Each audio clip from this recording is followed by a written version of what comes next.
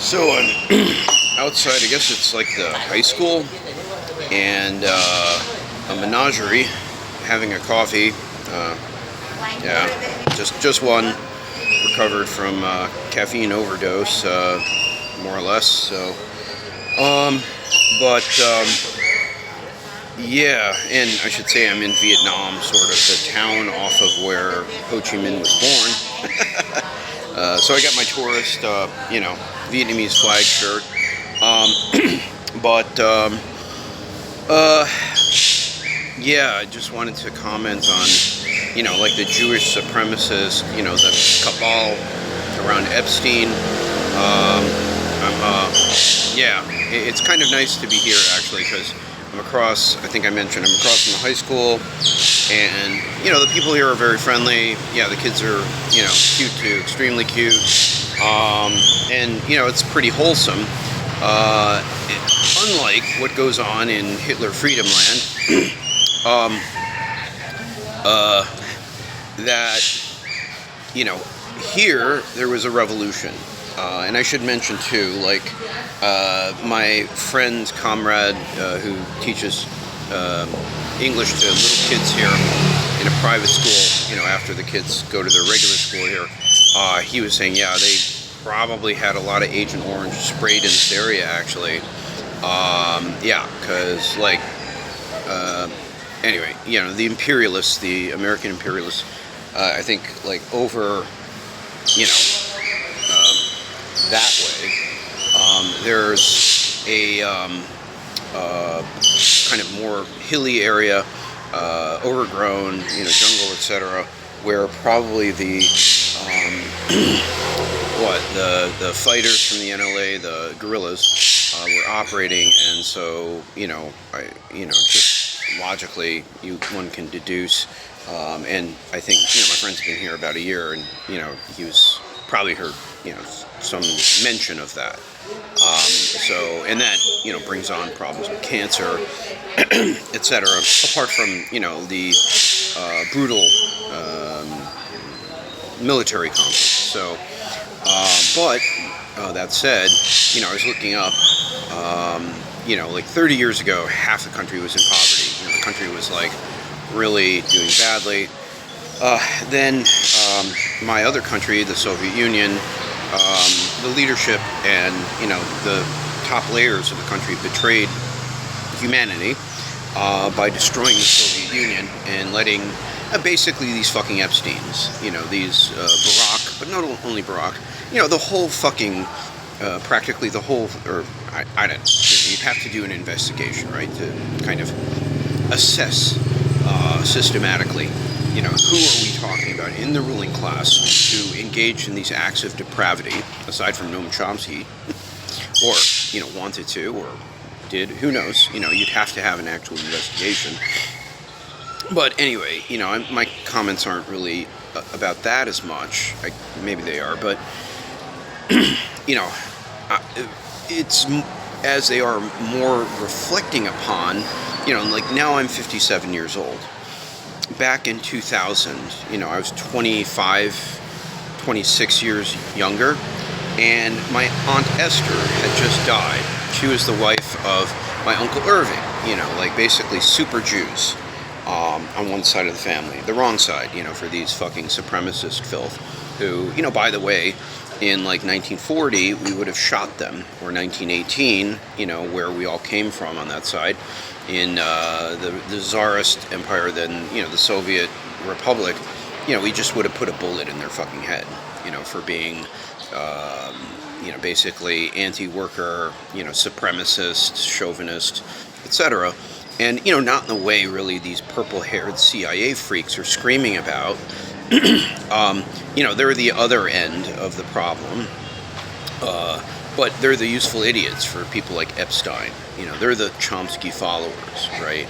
And, Chomsky, who said, oh, the Vanguard Party, that's crazy. It's, it ends in disaster. Well, all of that bullshit that they spewed. Yeah, these are the whore intellectuals of the empire, who basically tell you that, the revolution is impossible, effectively speaking, because you can't have a vanguard party. The October Revolution was an utter failure and a disaster. But what they leave out is, the other end of that, which was like fucking, I guess apparently Candace Owens now talking about how Sigmund Freud and all of those freaks in Vienna, Austria, Vienna, Hungary, in my personal experience, the fucking Hungarians, not all of them, of course, but, maybe 55% of them, I guesstimated very roughly, but, maybe 55% of the Hungarians, as my other comrade said, refugee Soviet economist, intellectual was saying, after from 1918 to 1919 really to 1945, they had all those years of basically reactionary and then fascist dictatorship. So, you would kind of expect that, so many people in the society would be Nazi sympathizers, and you would have to have a systematic denazification, which basically, I guess, under the Khrushchevites and Brezhnevites did not really take place. The boomer scum, basically, they were dreaming of freedom and blue jeans, but what they got was, and as my refugee economist who now, teaches in China, has a family in China, pointed out to me, well, guys in our generation, in 1993, they started dreaming of, who are the aristocrats in my family? That is my legitimacy, the aristocracy, the czarist regime. They were so fucking stupid and reactionary that, they rejected, the modern, right, the history, the glorious revolution, the greatest act of liberation in human history, aside from what all those fucking losers, these Irish filth, I still remember them in the 80s, talking shit, and they still do. Hello, cholo, the kids are like, oh wow, foreigner.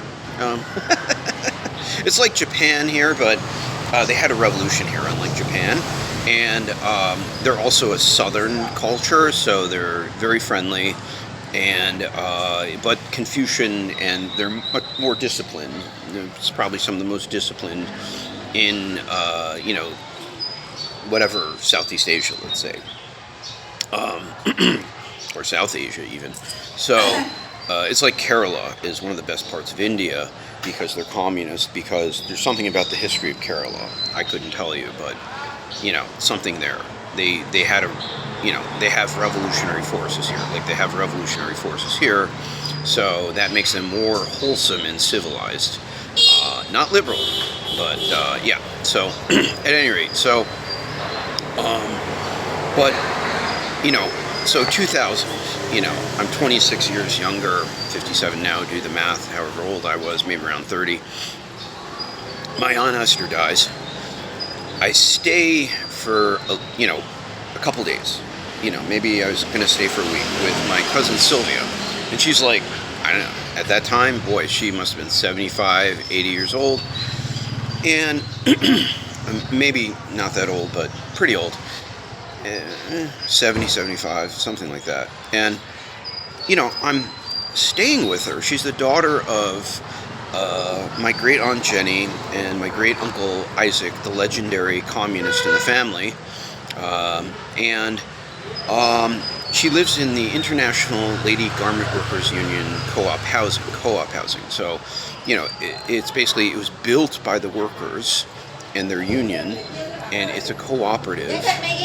And, while I'm there, what is it? Like, I introduced her to, like, salt and pepper and, like, herbs in her cooking. She's never thought of, like, introducing that into her cooking over, 50 years.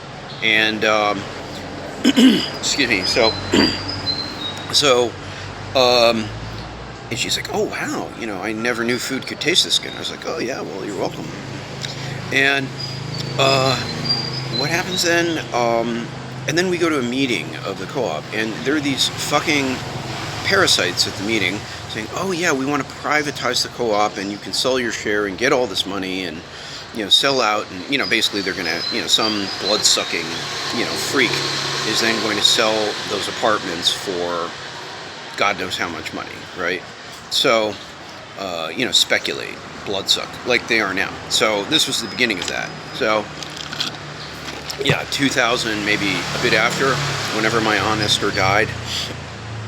Excuse me, and probably a bit after, maybe, yeah, it was probably 2000, maybe 2002, 2003 possibly, or maybe it was 2000. I can't remember if it was before or after 9/11. I should mention this is in Manhattan, New York City. I went back from Chicago, and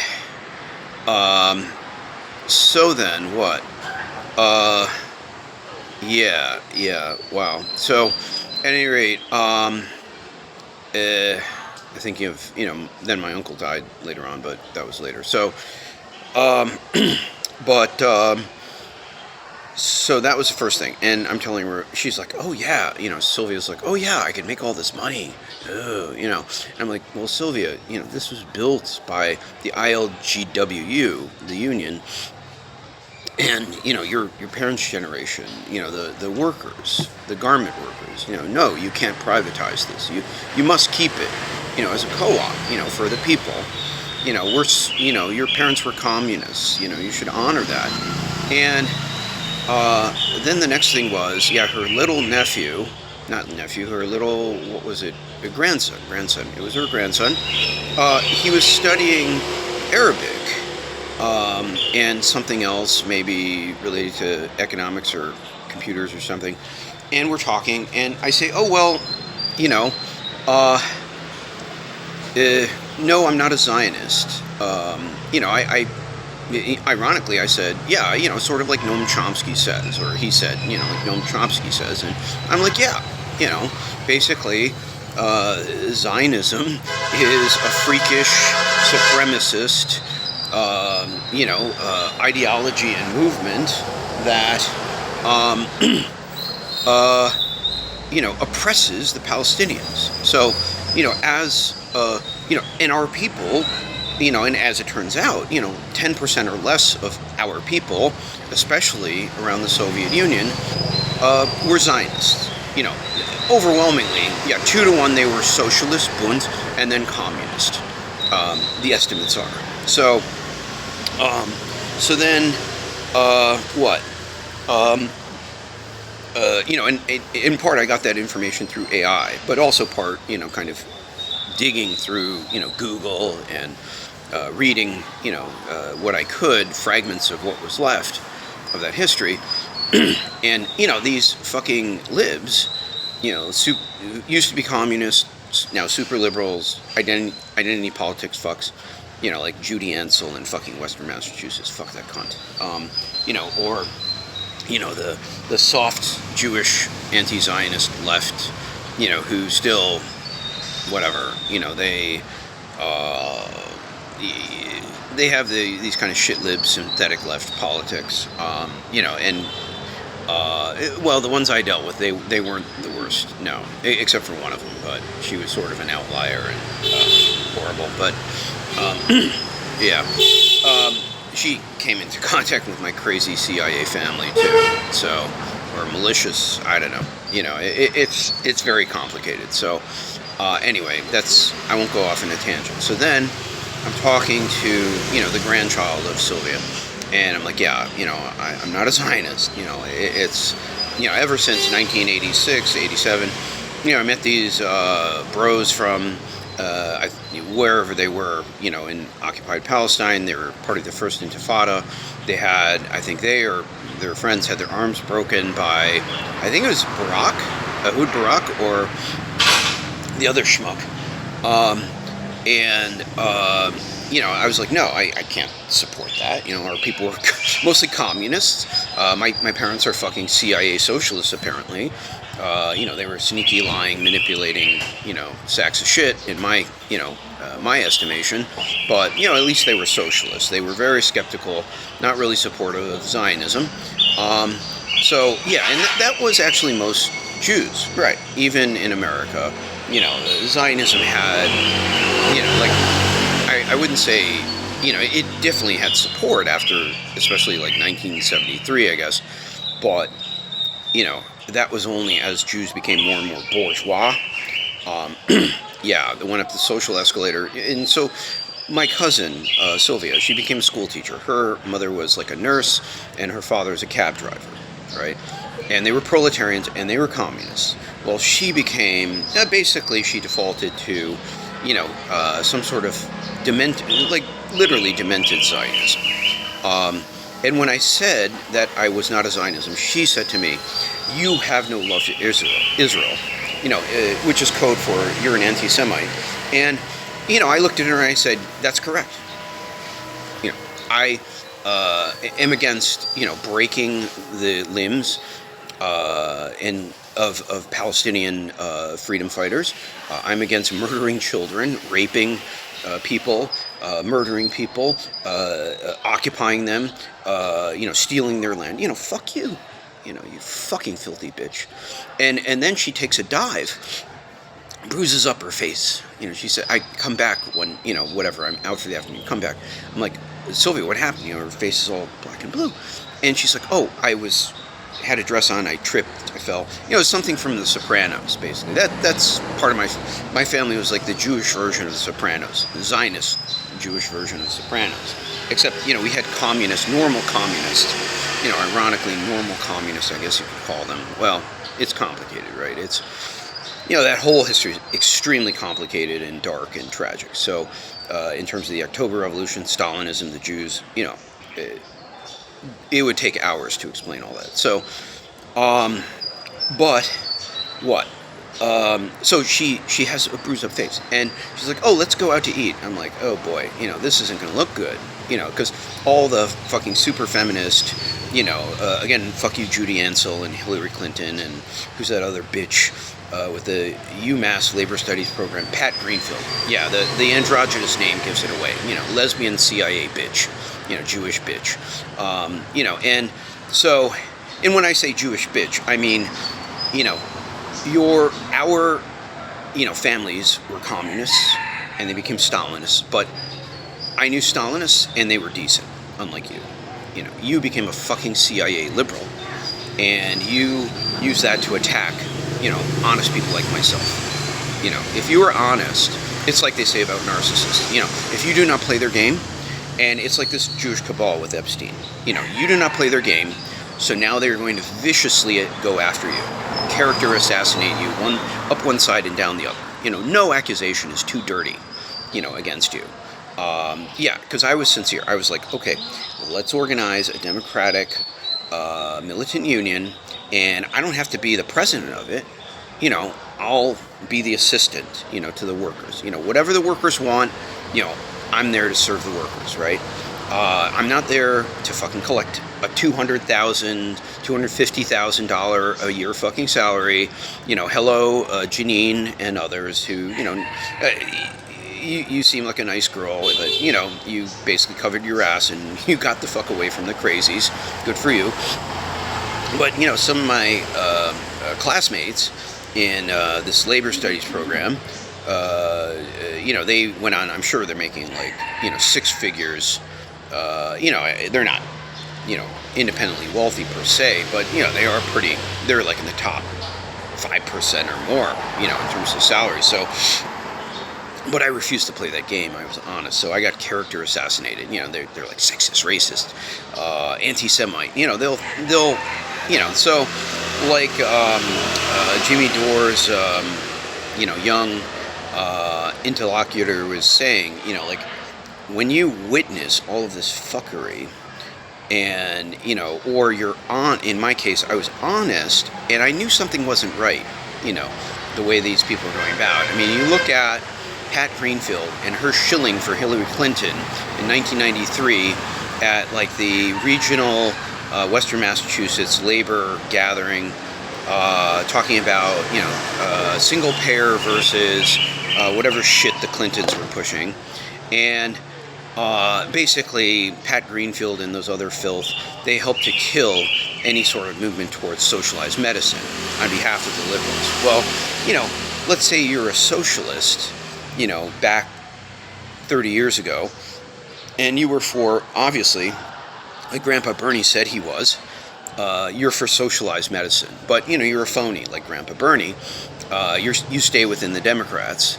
And, so it's a whole ecology, right? It's a whole process of degeneration. You go from, your parents are communists, then they're Stalinists, maybe you're a socialist, and then you become a liberal. And there's that's sort of the break. Like Stalinism is a break from Leninism. Liberalism is a break from, the communist movement, really. In a sense, you're, we used to have a phrase, this, like maybe you would be a socialist, but you would be the labor lieutenant of capital, or a Labor Party, official. Yeah, in England, they were kind of socialist, I guess. That was the cover. I'm a socialist, but really you're just managing things for the capitalists, right?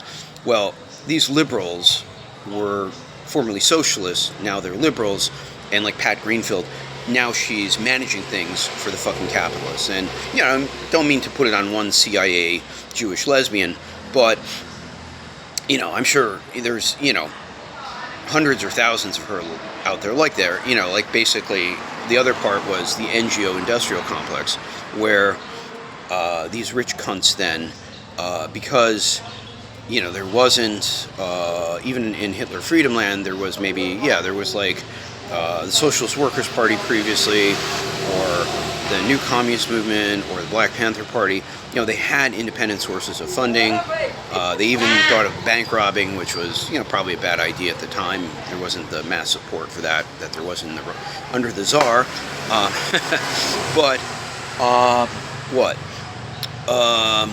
But then, when the Soviet Union fell, these freaks and parasites moved in, who are basically, I would say, they're now connected in USAID, NED, the grants, people who get grants, I met them as part of, what was it, Not in My Name, Jewish, whatever they called it after Not in My Name. I'm getting old and I haven't been involved with them in like 20 years now. So, at any rate, so, all of those liberal climbers, opportunists, they're sort of like the cadre of the Stalinists, from like 1920 some odd into 1937, the hand raisers, the go-alongs. They were the foot soldiers for a lot of the stupid identity politics, lying and cheating and smearing and character assassination, and basically, what's the word? Basically they were channeling the energy of any movement. Yeah, like with the Green Party and Ralph Nader. These kind of people would sabotage that. Like Medea Benjamin or Ben Mansky took payoffs from, I think it was the Mazes couple. It's similar. Like Code Pink. They're another NGO that basically takes money from, all sorts of, I'm sure, dubious sources. And, then in the end, they sabotaged any sort of movement towards independence away from the Democrats by attacking Ralph Nader and sabotaging his candidacy for the Green Party for presidency in 2004. I dealt with these filthy animals, vermin, my whole adult life. And, it's, to see, the full, disgusting, degenerate, murderous, just heinous, crimes they've committed. It's like I was on the edge of that, but when they saw I was, just speaking very generally, like when they, meaning my parents or, even, people worse than my parents, saw that, or maybe people equivalent to my parents saw that I was honest and, wouldn't buy their bullshit and go along with the party line in terms of, destroying the single payer option, or destroying rank and file movements in the unions, or, I wouldn't back Bernie Sanders and my CIA socialist group. They were farther to the left than my parents, maybe. So, but they still, in the end, they ended up backing Bernie Sanders, which was a joke. The Democrats. They stayed within the Democrats, and, they didn't really support Nader, as much as, at least, I don't know, it's complicated, but they did and they didn't. But in the end, they didn't, right? So they're like, oh, well, I guess we lost, oh, well. So, but they weren't really, really organizing in there to help Ralph Nader either. So, So, what else to say? So, in terms of the Jewish supremacy, I mean, I grew up experiencing that. Again, I was, basically in terms of nationality, like in the former Soviet Union, they looked at Jewishness, primarily I would say as a nationality. But it gets very complicated in terms of that relationship of Jews to the Soviet Union. But, nevertheless, the Jewish presence in even the leadership of the Soviet Union was very much there. And identification with the Soviet Union was, absolutely there. And still, to this day, is there. Like half the Jews probably in the former Soviet Union, basically probably, I would say, half the Jews identify. Maybe that's over optimistic, but there's a significant, 25, 40%, let's say, pessimistically. So, so there is still that identification there. But the other side of that was in the imperialist, world, the Jews there. I guess Jeffrey Epstein, his mother was, I guess, a school aide. His father was basically a laborer for the Parks District. And, I guess they lived in it was like a, you can't call it a gated community. It wasn't, but basically, he grew up working class. He didn't grow up, even where I grew up in Westchester.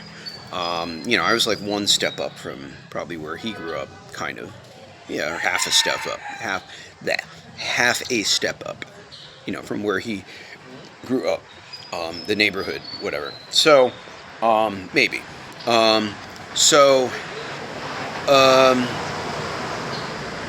What was my point? So it wasn't just Jews with money. Victoria Nuland, like her father was a doctor, but then his father was a shoemaker. But, that shows you the class trajectory. But I'll bet you could find any number of Jews, however, that were rescued by the Yankee, fucking ruling class of America, or England, or whatever, from, like, shitholes like Austria and Hungary, all that shit around Eastern Europe. Those Jews were generally, from my, investigation, going to Vienna, talking to the relevant people, those Jews were, probably pretty far right-wing. So, they were basically, house nigger Jews. And so the murderers in the West, the Yankee murderers, knew that these, Uncle Tom Jews would not be disturbing their shit.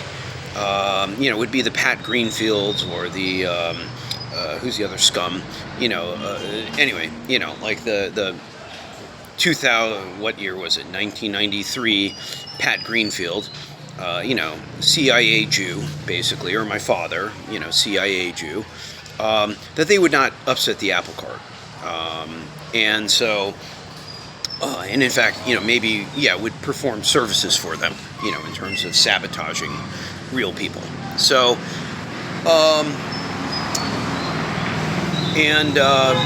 that's why they let those Jews escape and come to the West. And so, trying to put it together, right? So the worst Jews survived, or the worst Jews came from maybe even better or best Jews, but they degenerated. You know, they got socially promoted without merit, in probably in a number of cases, and because of, you know, their ideology, you know, being right-wing schmucks, basically. You know, they're right-wing schmucks, or CIA schmucks, liberal schmucks. You know, here's looking at you, Pat Greenfield, and all you, Judy Ansel, and all you fucking nasty CIA filth, liberal filth. You know, you're doing the work of the CIA, you know, no matter if you're paid or not, you know. So, and that shit has led us to today with, like, these, you know, horrible monsters, these freaks, you know, like torturing, and apparently, you know, again, we'd have to have an investigation. And, you know, this fucking bitch Bondi, I mean, saying, you know, we won't have any ruling class left if we lock them all up. Well, you know, that's why there's no, you know, beautiful people left, you know, from 100 years ago in the former Soviet Union and former Eastern Europe, because they all got shot, because they were freaks like this, right? Or collaborators of freaks like this. You know, this is why I'm like, I was overjoyed to hear about our people helping the NKVD, you know, execute these fucking filthy freaks in Belarus and Ukraine from Poland, even the intellectuals, because, you know, like we see with Noam Chomsky, or Pat Greenfield, or Judy Ansel, you know, they're fucking collaborators. They're gaslighters, they're smearers, they're slanderers, they're liars. You know, they're you know, and they aid and abet, you know, the torture and murder of children in the end. You know, so, you know, we can't lock them up. Tough shit. You know, so, you know, and you know, I watched the fight between Massey and Barbie, Justice Barbie Bondi, and she's like, you know, her whole tone, oh, she's just a nasty fucking Karen. And it reminds me of Vasily Bolokhin, you know, Stalin's executioner, the anti-hero, but he carried out a mitzvah shooting the Polish goons, and he was famous apparently for the phrase, "How compelling, now face the wall." You know, that's the answer.